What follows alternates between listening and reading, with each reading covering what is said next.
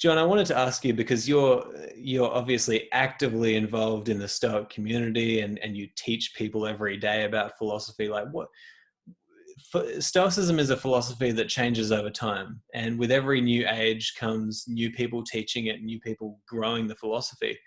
Is there anything that you think we need to bring into the umbrella of Stoicism in our modern age today? Or even do you think that we need to break up the term Stoicism and just focus on the best of each philosophy? Yeah, that's a good question. I mean, I do think that other philosophies, particularly ancient philosophies, have useful things that they can teach us too. Yeah. So, so last year I wrote this short book called Lessons in Stoicism that people may have seen, and it'll come out this year in the United States under a different title. It'll be called The Pocket Stoic. Oh, cool.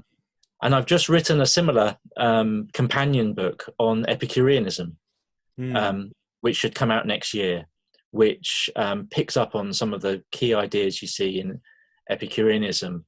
And often Epicureanism is presented as the kind of polar opposite of Stoicism. And in some respects it is, but I think there's also a fair amount of common ground there.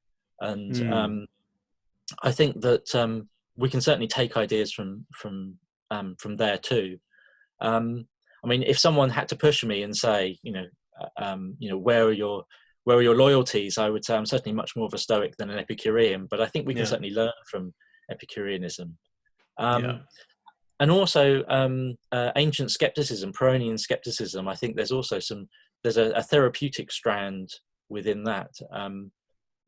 Sextus Empiricus, his book, The Outlines of Pyrrhonism, or The Outlines of Skepticism, it's sometimes translated. And that has some really interesting ideas too. The idea that it's by being dogmatically tied to certain beliefs that we generate all sorts of difficulties and frustrations for ourselves. And if we just suspend judgment and don't have strong dogmatic views, that can actually make life a lot easier.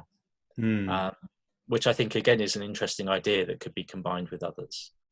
So, I think that's actually really important, especially for today when so many people are just in the grips of their own ideology, and they just like, that's what I think and nothing could prove me wrong. Like, there needs to be a really healthy skepticism. I've even, since restarting this podcast, I've come to the understanding that I need to be very careful with the way that I present this podcast, that it's not just a place where I'm saying Stoicism is the only way and it's the best philosophy and it's the only way to live a good life. I want this to be a place where I encourage people to also look at, okay, what might be incorrect about Stoicism? How did they think that maybe we could change in our modern time? Or what is our modern understanding allowing us to see that they might not have seen? And I think it's really important to kind of, as we step outside of our own mind, also step outside of your own tightly held beliefs, right? Absolutely. I think there are a couple of points I'd want to add to that. One is simply to stress this is a philosophy, not a religion, right? Exactly. Yeah. So there are a set of beliefs, but there are arguments for those beliefs. And if people want to take this up, then they need to have a look at the arguments and see that they find them convincing, right? Exactly. And we ought not to be taking any of this on authority. So read it, interrogate it, come to your own views about it.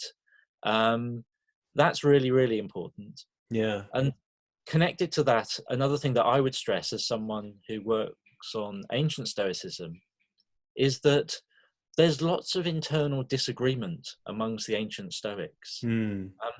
They weren't all singing from a single hymn sheet at all.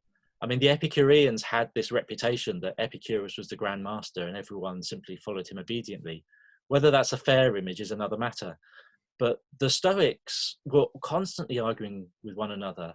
There are figures who said, well, I don't believe in eternal recurrence and periodic conflagration. I'm going to reject that. I don't think nature is a divine animal. I'm going to reject that. They were all thinking for themselves and arguing amongst one another in a I think, a very positive and healthy way. So Yeah. when we see modern Stoics getting into these arguments, about different points, I think that's kind of very much in the spirit of the original tradition. It's a group of people all thinking for themselves, working it through for themselves, and rejecting bits they just don't find plausible, but still feeling confident to be able to take away other material that they do find plausible and do think can be helpful.